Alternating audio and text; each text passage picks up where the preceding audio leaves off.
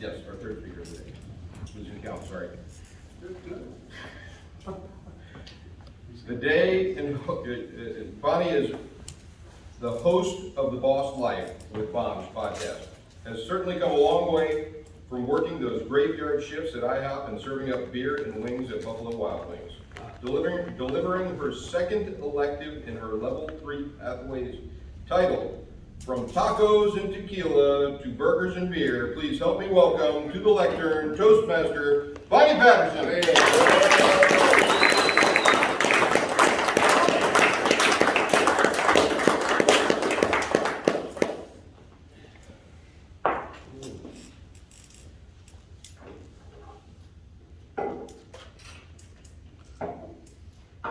Now we're talking.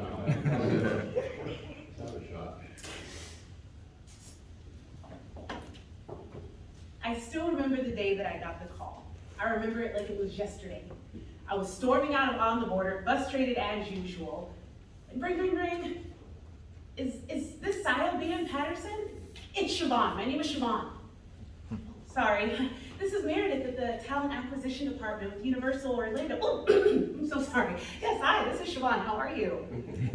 I was so eager to get out of On the Border. Alex knows. The money was amazing, but you got impatient travelers letting you know they have a flight to catch. Of course you do. You're short-staffed as always. The cooks never had anything that they needed, so they took their time making their food. The managers had the emotional intelligence of a toddler. It was too much. So needless to say, that call was the answer to my prayer. So I was saying bye-bye to tequilas and tacos at the airport, and I'd be saying hello to burgers and beer at Universal Orlando. See, I was gonna be I did open the largest venue in City Walk Universal, and it was going to be epic. They had over 100 TVs in the restaurant, over 100 beers, bottle and tap. Their burgers, oh my goodness, fresh, never frozen, farm raised, grass-fed, Creekstone, 80/20 beef. Oh my gosh, those burgers were amazing. I got comp passes. My ID got me into the parks whenever I wanted to. I could go to SeaWorld, I could go to Universal Islands of Adventure, and of course, Busch Gardens. This was going to be awesome. But the only problem was that I'd be working in City Walk. And City Walk was literally the middle child of Universal. You see, City Walk was the money machine, and it was not a very well-oiled one at that. The managers that they hired to open this venue, they were all kids basically. They were the guys that used to do the balls that they throw at you that light up. They ran the little kiosk, and they got promoted and got to open the biggest venue in the park. How awesome. Okay, so these kids have been given the task of opening the largest, most high-volume venue in City Walk. So I'm not one to talk down anyone, but I feel like there's a slight difference in the skills needed to do this. So that's strike one. Having the least experienced staff open the biggest venue there. And speaking of this big venue, by the way, it was actually On the Border Part 2, but 10 times bigger. The capacity of this restaurant could seat almost up to 1,000 people. And so whoever designed this dollhouse venue failed to consider the fact that actual humans would be commissioned with the task of taking this aesthetically pleasing behemoth of a venue and making it functional. This place had one kitchen, which meant that if you were upstairs, you'd have to run all the way downstairs to the kitchen to get your food and run all the way back upstairs to the kitchen. If you had to use the bathroom, we're really sorry about that. You can't use the bathroom during your shift. The cooks in this one small kitchen they had were surrounded by glass, so that impatient guests are banging on the glass while the cooks are cooking like they're animals in a zoo. It was insane. But my favorite part about this malfunctioning restaurant was the service stations, literally about this narrow.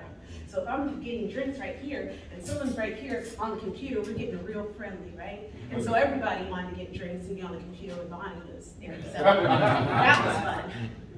But the final strike, the one that gets me the most about this place, was the brutal park dump that would happen every day.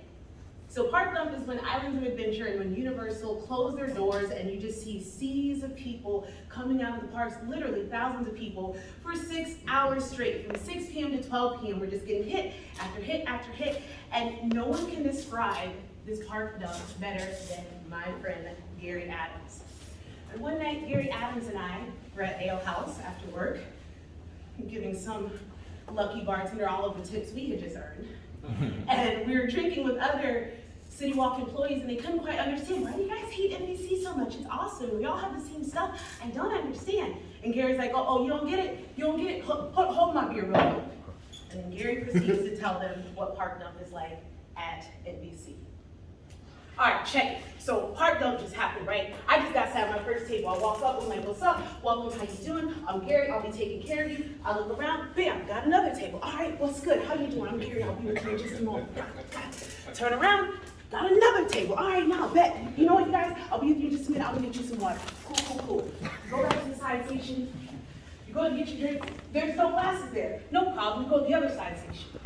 No glasses there either, because the restaurant's so busy, they didn't have enough supply.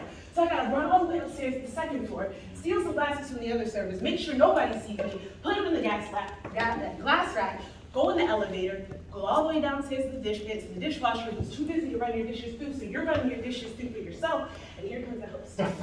Gary, I assigned you another table. You gotta go greet the table within a minute, or else they're gonna be mad, and you're gonna be written up. So, table number 4, I'll be with you guys in just a moment. You go back to the dish pit, go to get your glasses. Somebody done stole my glasses. Now you gotta do this whole thing all over again. Find some glasses, run through the dish rack. I'm walking through the restaurant with my glasses, looking at my tables like, you see, I got you guys. I promise I ain't forgetting about you. I got you. So now, I got my glasses, I'm ready to go, pouring ice in the cups. The next thing I know, pop, pop, pop. Glasses all explode, they're so hot, they just got out the sink. Now you gotta clean up all this broken glass, and now I gotta start all over again. So, that was park dump every night. And that's just getting drinks for your table. That's not talking about how you don't have time to find a computer, because all the computers, they only put 12 of them in there. 1,000 people in the big restaurant, 12 computers. It was such a joy to work there. If you needed anything, heaven forbid your table needs a to-go box, you gotta go downstairs into the tunnel, all the way to the dry storage room on the other side of the restaurant. And I have so many stories of my own, similar to Gary's. Like the one time they told me make sure I was pretty and looking nice for work that day because I'd be serving the Chrisleys on the Chrisley Knows Best show. What they didn't tell me was that I also wouldn't be able to take any tables or make any money. I'd just be standing there like a prop, coming forward, going back, coming forward, going back. But also, that's not it. The AC was broken that day during the summer. And we had these really cool lumberjack shirts. So I'm sitting here sweating in the heat with the show lights on my face, smiling, eyeliners just running down the face. Smiling, Bonnie, no, come back. No, Bonnie, we're good. So, you know, burgers and beer, good times, NBC. I had so many interesting experiences there, but all jokes aside, I'm extremely grateful for jobs like that, because had I not worked at venues like that, I wouldn't be able to appreciate this boss life that I'm living now, running my own business. So, to tequila and tacos and burgers and beer.